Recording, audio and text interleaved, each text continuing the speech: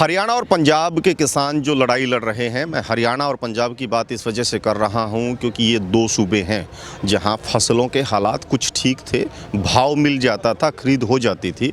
अब जो इनको लग रहा है कि कहीं न कहीं जो कानून आ रहे हैं वो देश के तो हालात पहले से ही ख़राब थे, इनके भी हालात वो ख़राब करने का काम करेंगे। एग्ज़ाम्पल के तौर पर मेरे साथ कुछ किसान हैं, इस वक्त मध्य प्रदेश से आए हैं। ये जो किसान हैं वो मध्य प्रदेश में जा कर के खेती करते हैं। बेसिकली कुछ पंजाब के हैं, कुछ हरियाणा के हैं, कुछ अलग अलग राज्यों से वहाँ पहुँचे थे। इनके अनुभव क्या है वहाँ खेती करने के और हरियाणा पंजाब की खेती को देख कर के क्या अंतर है, और जो ये कानून है वो कहाँ इन तमाम चीज़ों को जा कर के जोड़ते हैं। आइएगा सर, नाम बताएं और थोड़ा सा अपना परिचय आप दे दें कि हरियाणा में कहाँ से थे। मेरा नाम जितेंद्र सिंह है। हम हरियाणा के करनाल ज़िले से बिलोंग करते हैं और अभी प्रेजेंट में हम शिवपुरी के मध्य प्रदेश के शिवपुरी ज़िले में निवास करते हैं। वहाँ पे खेती करते हैं, फार्म हाउस है हमारे। कितने साल से मध्य प्रदेश में आप खेती कर रहे हैं? पिछले 23-24 साल से हम मध्य प्रदेश में हैं। तो अभी जो चर्चा आप कर रहे थे, तो क्या फ़र्क है हरियाणा पंजाब की फसलों में, फसलों के दाम खरीद में, और एमपी के जो प्रोसेस वहाँ का है? सर, हम देखते थे कि हरियाणा और पंजाब में आज तक कभी भी फसलों का पंजीयन जो होता है, रजिस्ट्रेशन की बात नहीं की जाती थी, ना होता था। यहाँ पे कोई छोटे से छोटा किसान भी अपनी क्रॉप को लेके मंडियों में आता है हरियाणा में, तो उसको ये नहीं पूछा जाता था कि तेरी ज़मीन कितनी है, तू कहाँ से लेके आया है, तूने ज़मीन ठेके से ली है, बटिया से लिया है। क्योंकि हम यहीं से बिलोंग करते हैं और हमारी ज़मीनें भी हैं, खेती भी यहाँ पे, हमारे सब रिलेटिव यहाँ पे हैं, हम देखते हैं। तो ईजिली ये लोग हैं हमसे बहुत अच्छे थे।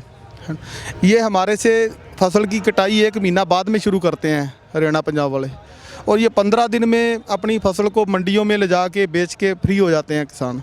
हम इनसे 1 महीना पहले कटाई करते हैं अपनी फसलों की, हार्वेस्टिंग इनसे 1 महीना पहले करते हैं। गेहूं की बात करें तो कब वहाँ पे फसल पक के तैयार हो जाती है? वहाँ पे मार्च में कटाई शुरू हो जाती है, 15 मार्च से शुरू हो जाती है, और मार्च से शुरू में ही हो जाती है वैसे तो। और यहाँ पे 15 अप्रैल को शुरू होती है, और ये 15 अप्रैल को कटाई शुरू करके लास्ट अप्रैल तक फ्री हो जाते हैं। ज़्यादा से ज़्यादा 15 मई तक फ्री हो जाते हैं, और हमारा मई जून फसल बेचते हुए निकल जाता है। पहले तो हम 1 महीना कागज़ों को लेके घूमते रहते हैं रजिस्ट्रेशन के लिए, पंजीयन जो वहाँ पे सिस्टम है। और छोटे किसान जो 90% किसान है, 90% किसान छोटे और अनपढ़ किसान है, वो तो अपना पंजीयन करवा ही नहीं पाते हैं, ना ही उनकी फसलें एमएसपी पे बिकती हैं। और जिन किसानों के पंजीयन हो भी जाते हैं तो उनको अपनी फसल बेचने के लिए इतनी फसल उसको बोने से लेके उसके पकने तक उसको समस्या का सामना, इतनी मेहनत नहीं करनी पड़ती जितनी फसल उसको अकेले फसल बेचने में जितनी मेहनत करनी पड़ जाती है किसानों को। एक ट्रॉली फसल की बेचने के लिए 10-10 दिन तक लाइनों में लगना पड़ता है। चाहे वो सोसाइटियों के ऊपर गेहूँ बिकती है, कभी बारदाना ख़त्म हो गया, कभी माल नहीं उठ रहा है। और मंडियाँ नहीं हैं एमपी में? नहीं है, मंडियों में एमएसपी पे माल मंडियों में नहीं बिकता है, सोसाइटियों में बिकता है। यहाँ हमारे यहाँ पे एक साइलो सेंटर बना है, वहाँ पे भी पिछले साल गर्मियों में किसानों की इतनी भारी समस्या हुई, 10-10 दिन तक लाइनों में लगे रहे किसान लोग अपनी फसल को लेके। एक ट्रॉली या किसान 10 दिन में बेचेगा जाके, तो कहाँ तक बेच पाएगा किसान? पीने के लिए पानी नहीं है, सिर के ऊपर छाया नहीं है, गर्मी से इतना बेहाल हो जाता था किसान। और हमने उनको पूछा कई बार, जो वहाँ पे अधिकारी लोग आते थे, कि इन लोगों का हमें गुनाह तो बताओ कि इनका गुनाह क्या है, जिनको आपने 10-10 दिन तक लाइन में लगा रखा है। इन लोगों ने क्या गुनाह किया है, ये जुल्म इन्होंने क्या किया है? ये अपनी फसल गेहूं बेचने के लिए आए हैं या अफीम बेचने के लिए आए हुए हैं? ये तो उनके पास कोई जवाब नहीं होता था। और फिर वो लास्ट में जाके लास्ट डेट तक भी फसल नहीं बिक पाती थी, तो जो लोग बेचारे 10-10 दिन से लाइनों में लगे हुए किसान थे, वो भी ट्रॉलियाँ लेके अपनी लेने वापस गए। और जो अधिकारी लोग थे, तहसीलदार साहब हमारे और एसडीएम साहब, उनसे भी हमने ये सवाल किया कि साहब ये जो लोग 10-10 दिन से आज आपकी जो लास्ट डेट है आज ख़त्म हुई है, ये तो 10 दिन पहले से लाइन में लगे हुए हैं बेचारे, इनका क्या गुनाह है? इनको क्यों वापस भेज रहे हैं? जो लाइन में लगा हुआ है किसान, उसका माल तो तुलवाओ। उनके पास कोई जवाब ही नहीं था, ना उन्होंने हमारी बात सुनी, वो बेचारे वापस लेके गए। जो सेलो सेंटर आपने कहा, क्या है वास्तव में? ये सरकारी है कि कोई प्राइवेट खरीद होती है? नहीं, प्राइवेट है सर। होती तो सरकार के थ्रू ही खरीद है, एमएसपी पे खरीद होती है, पर किसानों को परेशान किया जाता है वहाँ पे। किसानों की कोई सुनवाई नहीं है।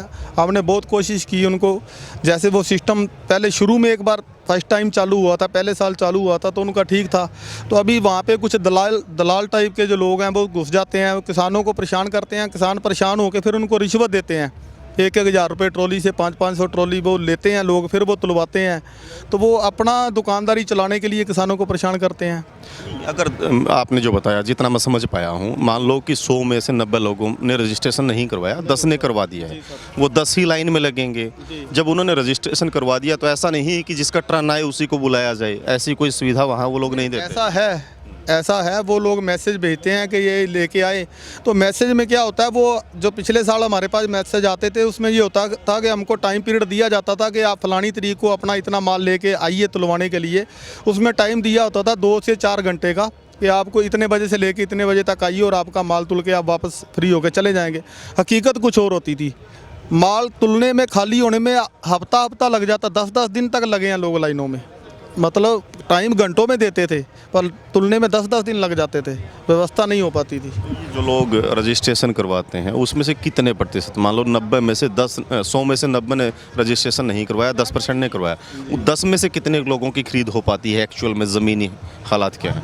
10% जो जिनका हो पाता है उसमें से भी कुछ रह जाते हैं, 2-4% लोग रह जाते हैं, पूरे की नहीं हो पाती है। फिर गेहूँ वगैरह की तो पेमेंट हो जाती है, और कई चीज़ें तो ऐसी हैं जैसे उड़द की खरीद होती है और चने की खरीद होती है, उनकी पेमेंट में ही 6-6 महीने लग जाते हैं कई बार। ये समस्या, हम तो ये चाहते थे कि जो हरियाणा और पंजाब का सिस्टम है फसल को तुलवाने का, वो सिस्टम हमारे मध्य प्रदेश में लागू किया जाए।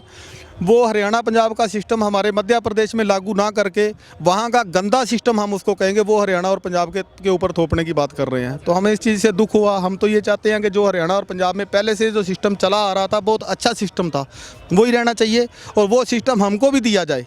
हम तो सरकार से ये निवेदन करेंगे, ये आग्रह करेंगे कि वो हरियाणा पंजाब में जो सिस्टम चल रहा था वो हमको दिया जाए, ना कि हमारा गंदा सिस्टम इनके ऊपर थोपा जाए। मोदी जी जो बोलते हैं 1 नेशन 1 मार्केट, वो चाहिए तो, लेकिन हरियाणा और पंजाब की चाहिए, ना कि बिहार और एमपी की। जी सर। और दूसरा सर ये है, 1 मार्केट 1 नेशन की बात करते हैं, वो तो हम मध्य प्रदेश से हैं। पहले भी हम अपनी धान को, अपनी फसलों को यहाँ के दिल्ली की नरेला मंडी में बेच के जाते थे, हरियाणा करनाल की त्रावड़ी मंडी में बेचते थे, नीलोखड़ी मंडी में बेचते थे, निसंग मंडी में बेचते थे, और राजस्थान की कोटा और बूंदी मंडी में आज भी पहले भी बेचते थे और आज भी बेचते हैं। ये तो एक जनता को गुमराह किया जा रहा है। इसमें तो पहले भी किसान बेचने के लिए स्वतंत्र था और आज भी है।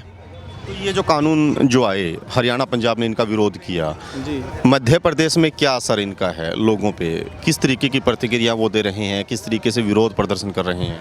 जो सर जागरूक किसान है वो लोग तो इसके विरोध में हैं, जो इस चीज़ को समझते हैं, और जो इलिटरेट अनपढ़ किसान है वो बेचारे इस चीज़ को समझते नहीं हैं। जागरूकता की कमी है, इसलिए उनको पता नहीं। जिसको पता लगता है वो इसके आता है विरोध में, जिसको पता ही नहीं है वो क्या करेगा। तो कब से आप वहाँ से चले थे जो दिल्ली आए हैं? कितने लोग, कितने दिन? अभी सर हम 3 दिन पहले से पलवल बॉर्डर पे बैठे हैं। उससे पहले हमारे और भी लोग आए थे और अभी आ भी रहे हैं। अभी हम 2-3 दिन से वहाँ पे, आज हम सिंगू बॉर्डर पे आए हैं प्रधान साहब से मिलने के लिए। जी सर। जी बाबा जी, क्या लगता है हरियाणा पंजाब वाला ठीक था या एमपी वाला? अभी हमें तो यही कहेंगे कि पंजाब वाला तो हरियाणा वाला ही ठीक है। उसमें बहुत परेशानी आती है। उसमें तो जेड़ा मतलब जिनकी नहीं बेचती वो वापस ले जाता है, बाज़ार में बेचती है 1500-1600 में। फिर वो बनिया लोग ले के 1500-1600 में, उनका क्या है कि पैसे दे के पंजीयन बना लेते हैं।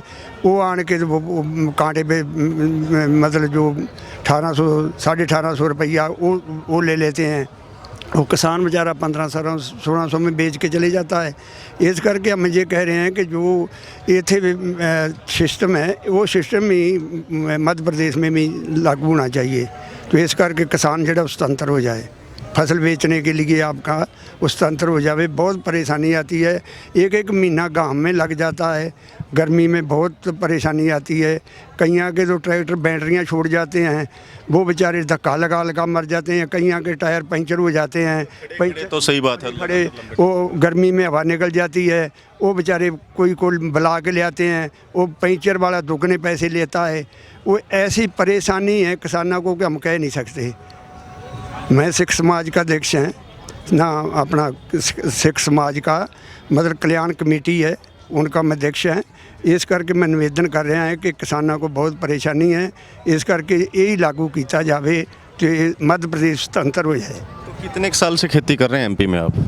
मैं तो 71 में जब लड़ाई लगी थी पाकिस्तान से, वो तो बाद का गया हुआ है वहाँ, तब की खेती कर रहा मैं। तो उससे पहले आप यहाँ रहा करते पंजाब में? पंजाब में रहता था, पट्टी तहसील थी मेरा गांव, चूसलेवाड़े गांव है, पट्टी के पास में ही है। तो अम्बरसर ज़िला था उस टाइम पे, अब तरन तारण ज़िला हो गया। तो मैं इत्थे खेती करता था पहले, फिर मैं वहाँ जाके खेती करने लगा कतर से बाद, तो उदों की खेती कर रहा हूँ। हाँ सर, आप भी पंजाब से ही वहाँ गए हैं? हाँ, पंजाब से गए हैं। हमें 60-70 साल हो गए बहन का जी। वहाँ जाए हाँ, खेती कर रहे हैं। हाँ साहब, पंजाब से गए हैं। अम्बरसर जिला आ था, हरीकैन के लागे गंडीविंड पिंड है साडा।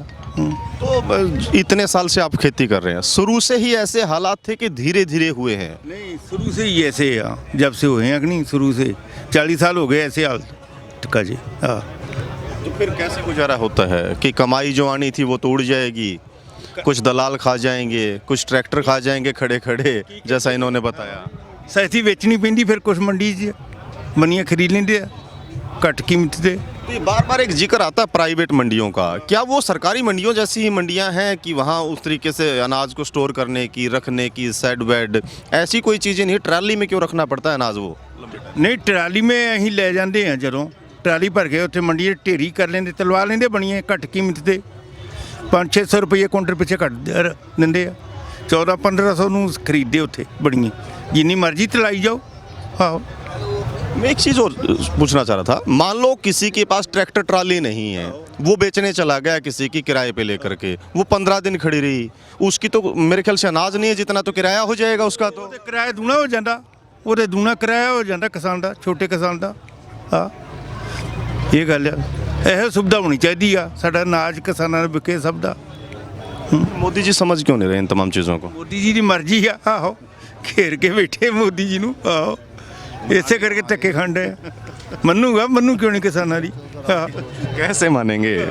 तरीका क्या रहेगा मनाने का? नहीं करूँ तो फिर आर पार दी होगी लड़ाई, और की आ, फिर मरांगे चाहे मारांगे। आहो, हटांगे नहीं पीछे अहीं। हाँ, आप उससे करो ना, अहीं हटांगे नहीं। हाँ, हटण वाले नहीं गए असीं पिछे। अहीं 50-60 साल हो गए सानू गया नूं उत्थे, 60 ਤੋਂ ਉੱਤੇ। दार जी, आप भी पंजाब से ही गए हैं? मैं करनाल ਜ਼ਿਲ੍ਹੇ ਤੋਂ ਹਾਂ ਜੀ। ਹਾਂ ਜੀ, ਕਰਨਾਲ ਜ਼ਿਲ੍ਹੇ ਤੋਂ। ਵੈਸੇ ਜ਼ਮੀਨ ਉਹਦੀ ਸਾਡੀ ਉੱਥੇ ਵੀ ਹੈ, ਹਾਂ ਸ਼ਿਪਰੀ ਜ਼ਿਲ੍ਹੇ ਦੇ ਵਿੱਚ। ਬਾਕੀ ਸਾਰਾ ਪਰਿਵਾਰ ਇੱਥੇ ਹੀ ਹੈ, ਇੱਕ ਮੈਂ ਇਕੱਲਾ ਹੀ ਵਿੱਚੋਂ ਨਿਕਲ ਕੇ ਉੱਧਰ ਗਿਆ ਹੋਇਆ। ਅਸੀਂ ਉਹਨਾਂ ਨੂੰ ਦੱਸਦੇ ਸਾਂ ਨਾ ਵੀ ਸਾਡੇ ਹਰਿਆਣੇ ਪੰਜਾਬ 'ਚ ਆਹ ਚੀਜ਼ ਹੈ, ਮੰਡੀ ਕਰਨਾ ਐਵੇਂ ਹੈ, ਤੋ ਹੈਰਾਨ ਮੰਨਦੇ ਸਨ ਵੀ ਪੈੜੀ ਤੇ ਕੰਪੈਨ ਲੱਗੀ ਹੁੰਦੀ ਹੈ, ਸਿੱਧਾ ਬੋਰੀ 'ਚ ਮਾਲ ਪੈ ਜਾਂਦਾ, ਪਰ ਉੱਥੇ ਸਾਨੂੰ 15-15 ਦਿਨ ਲਾਈਨ 'ਚ ਲੱਗ ਕੇ ਮਾਲ ਤਲਵਾਉਣਾ ਪੈਂਦਾ। ਜਿਹੜੀ ਤੁਸੀਂ ਗੱਲ ਕੀਤੀ ਹੈ ਨਾ ਵੀ ਉਹਨਾਂ ਨੂੰ, ਛੋਟੇ ਕਿਸਾਨ ਨੂੰ ਉਹ ਕੀ ਕਰੇਗਾ ਵਿਚਾਰਾ ਜਿਹੜਾ ਕਿਰਾਏ ਤੇ ਭਰਾ ਕੇ ਲਿਆਵੇਗਾ? ਕਿਰਾਏ ਵਾਲਾ ਤੋਂ ਤਾਂ ਕਿਰਾਏ ਨਹੀਂ ਪੂਰਾ ਹੋਣਾ, ਮਰ ਜਾਏਗਾ ਉਹ। ਇਹ ਸਿਸਟਮ ਬੜਾ ਗੰਦਾ ਹੈ। ਇਹ ਸਾਡਾ ਪੰਜਾਬ ਹਰਿਆਣਾ ਦਾ ਸਿਸਟਮ ਤਾਂ ਹੀ ਅਸੀਂ ਜ਼ੋਰ ਲਾਉਂਦੇ ਹਾਂ ਵੀ ਇੱਧਰ ਨੂੰ ਸਾਡੇ ਵੱਲ ਨੂੰ ਆ ਜਾਏ, ਵੀ ਚਲੋ ਅਸੀਂ ਟੁਰ ਤੇ ਉੱਧਰ ਗਏ ਹੀ ਹਾਂ, ਵੀ ਚਲੋ ਹੁਣ ਸਾਨੂੰ ਥੋੜਾ ਬਹੁਤਾ ਫਾਇਦਾ ਤੇ ਹੋ ਜਾਏ। तो वो लोग इतना उठते क्यों नहीं हैं, डिमांड क्यों नहीं करते कि हमें हरियाणा पंजाब का सिस्टम दे दो, ना कि हमारे वाला वहाँ थोपो? ਵੇਖੋ ਉਹਨਾਂ ਦੀ ਸੋਚ ਕੁਛ ਹੋਰ ਸਿਸਟਮ ਦੀ ਹੈ। ਜਦੋਂ ਬੰਦੇ ਨੂੰ ਅਗਾਂ ਥੋੜਾ ਸੋਚੇਗਾ ਤਾਂ ਹੀ ਉਹ ਕਿਸੇ ਬਾਰੇ ਗੱਲ ਕਰੇਗਾ। ਉਹ ਜਿਹੜੇ ਘਰ ਘਰਾਣੇ ਵਾਲਿਆਂ ਨੇ ਉਹ ਇੱਕ ਨਮਕ ਦੇ ਪਿੱਛੇ ਲੱਗੇ ਹੋਏ ਨੇ ਜੀ, ਰਾਜੇ ਮਹਾਰਾਜਾਂ ਦਾ ਹੀ ਨਮਕ ਖਾਦਾ, ਉਹ ਭਾਵੇਂ ਜੋ ਮਰਜ਼ੀ ਕਰ ਜਾਣ, ਸਿਰਫ ਹਾਂ ਰਿਆਸਤ ਵਾਲਾ ਸਿਸਟਮ, ਉਹ ਇਸ ਕਰਕੇ ਨਹੀਂ ਬੋਲਦੇ। बहुत बहुत शुक्रिया आप लोगों का। तो ये फ़र्क था जो बेसिकली ये ज़मीनी हालात थे, वहाँ के लोगों से ही नहीं, अलग अलग प्रदेश के जितने भी लोग आपके जानकार हैं, खेती किसानी से जुड़े हैं या खेती किसानी की समझ रखते हैं, जानकारी रखते हैं, अपना फ़ोन उठाइए, उनको मिला करके पूछिए कि हालात क्या हैं आपके, और फिर तुलना कीजिए हरियाणा और पंजाब के हालात से। पता लगेगा कि यहाँ के लोग ज़्यादा क्यों इन आंदोलनों में बढ़ चढ़ कर भाग ले रहे हैं, और क्यों वहाँ के किसान आ तो रहे हैं, डिमांड तो कर रहे हैं, धीरे धीरे जागरूकता आ रही है, पता लग रहा है, और कोशिश कर रहे हैं कि नहीं, एक मॉडल तो दे दो, लेकिन बिहार मध्य प्रदेश का नहीं, हरियाणा और पंजाब का। लगातार जुड़े रहें आप हमारे साथ, तमाम तरीके के अपडेट और तमाम तरीके की खबरों के लिए आप द एग्रो के पेज को लाइक करें, यूट्यूब चैनल को सब्सक्राइब करें। अपने सहयोगी किस्मत राणा के साथ मैं रुद्रा राजेश कुंडू, दिल्ली बॉर्डर।